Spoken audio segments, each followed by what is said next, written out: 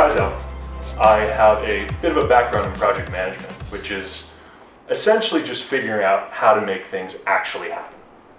And in the next couple of minutes, I want to give you guys a few tools to hopefully ensure that these good ideas actually happen.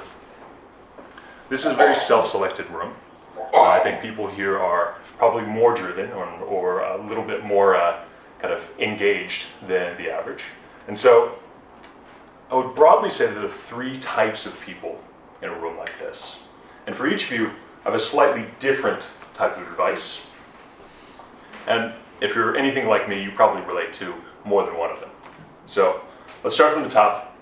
The people I like to call the hunters. These are people who are locked in to a single mission, a single thing that is really just the aligning compass of their life. This is the athlete in the run-up to a big game. It is the kind of business owner who has it all riding on one big project. This is the political candidate 7-8 days out of the big day. And so this provides an immense clarity in that you can figure out what's important, what moves you towards that goal.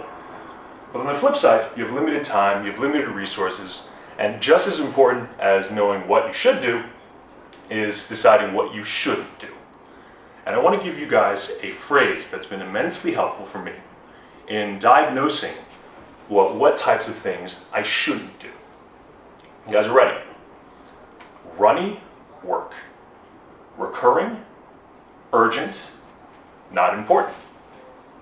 Now, recurring, you're going to pay that cost forever. Urgent, it interrupts you, it takes your attention away from whatever you would otherwise put it on. And not important is pretty self-explanatory. This might sound very obvious, but this is the type of work that very often sneaks up on you. Very often it's very concrete, perhaps even enjoyable, perhaps it's even something you're good at, that you feel like you should be doing, but you shouldn't. And so, back when I first started doing some client work, I used to do a custom proposal for every single person who would write me in. And this was beautiful, it had their logo, it had the colors, it really represented everything I wanted to say. Except it was also the definition of running work, because it happened every single time. And kind of because it was a new client, you don't want to make them wait, you don't want to put that at the bottom of the queue. And ultimately, it wasn't what would actually sell. It wasn't the reason that anyone would actually buy from me. And so, if you find yourself kind of in a situation where you're dealing with running work, you just want to get rid of it. You want to take any of those three variables and see if you can flip it, right? Recurring work can become once off. For the proposals, I made a template. I figured out a way to have someone else do the bulk of that work. For something that is more, that is urgent, see if there's a way you can build some scheduling around it, right? Even if it doesn't make the work go away, you can now manage it. Now you can plan around it. And obviously, if you can figure out a way to make it drive results, then maybe it's worth doing after all. And so the hunters in the room, figure out a way to identify and get rid of running work so you can actually invest the time in the improvements that you want to make. The next group of people that I want to speak to here, we'll call them the jugglers. And as the name implies, these are the people who are juggling multiple projects. And if you've been a juggler at any point in your life, you've probably gotten the advice that you should focus or simplify, do one thing at a time. And it's actually good advice, but sometimes not, sometimes real life actually does have multiple priorities, and sometimes if you could do all those things right, then things turn out all the better. Because the problem isn't doing multiple things. It's that when you have multiple balls in the air and something bad happens, you don't risk just dropping one ball, you risk all of them. And so for the jugglers, I want to give you a mental model that is going to help mitigate some of that risk. And that mental model actually came from video games. Anyone know the side-scrolling Mario, the original ones? The kind of in the middle of a lot of those levels, there would be a checkpoint.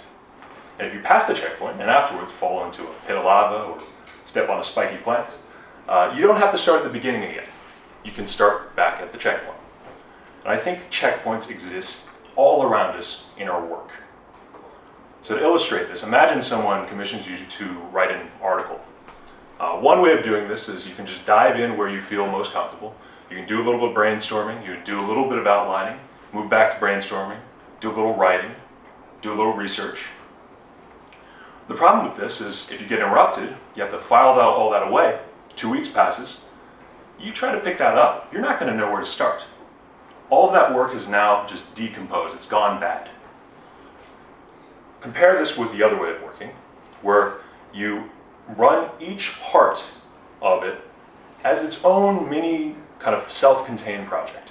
So you could do all the outlining up front, and then try to do all the research in a separate move. And then, if there's time, kind of do your complete first draft, even if it's rough, even if it's not ready for the light of day.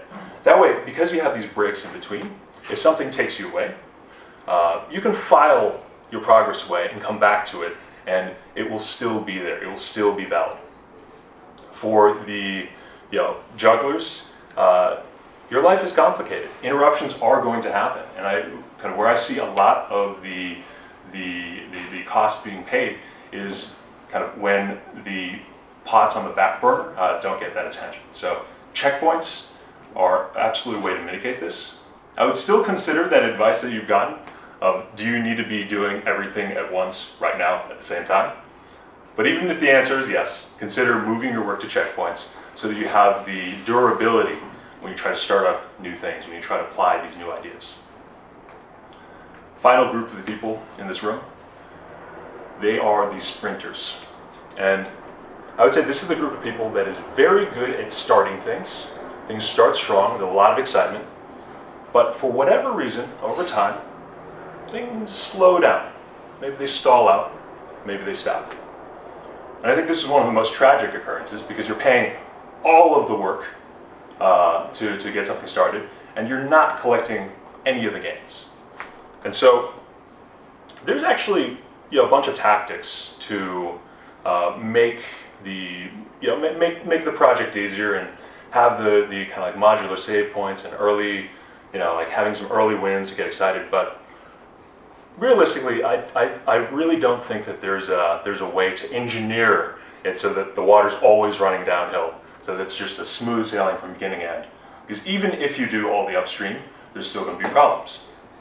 In order to overcome those problems, some of the previous speakers have already alluded to this, is there's going to be a lot of hard work. And so I like to think a project oftentimes does parallel a relationship. You have the honeymoon phase, where things are kind of just very exciting, everything's novel, and you don't know where the problems are yet, so everything is peachy. And then there's, maybe let's call it happily ever after, where you've figured out the problems. You can really just enjoy the ride. And that middle ground is the territory we need to cross.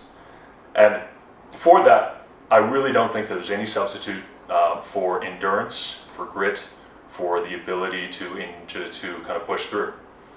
And so for the sprinters, I have an exercise. It's a very simple exercise that has helped me build that quality. In fact, it's so simple, I recommend everyone do this tomorrow morning.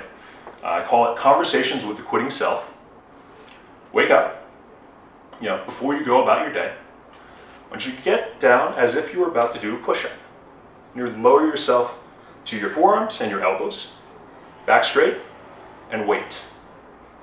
I guarantee you, the quitting voice will come. And when it does, when it arrives, I want you to just hear out his sales pitch. Or listen to the entire thing and don't make your decision yet. And if you wait long enough, he's actually going to go away. He'll be back with another sales pitch. But if you listen to that, he'll also go away. And you can go through this process of just repeating through just hearing this voice that's telling you to quit.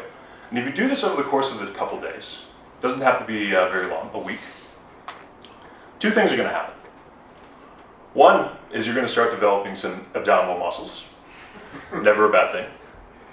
But two, you're going to start to learn what kind of tone, what types of words, what kind of angle your quitting voice takes to convince you to drop out of the things that you are actually committed to doing.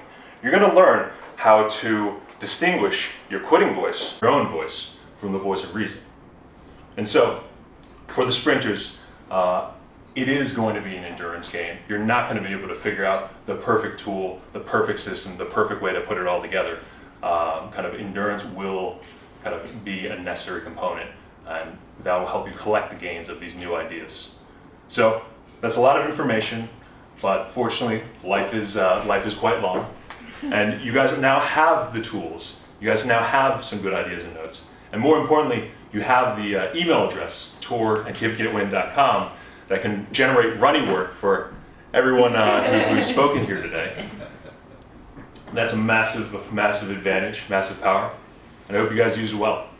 Make us proud. There are a bunch of really incredible, awesome people here, and I was really impressed. This discussion has sort of really helped open my eyes up. Really like the format, 20 or 10 minute speech of each speaker. I think that's really great to grab your attention. Everyone came from such different backgrounds, and so it was amazing how much I learned more than I spoke. It was great.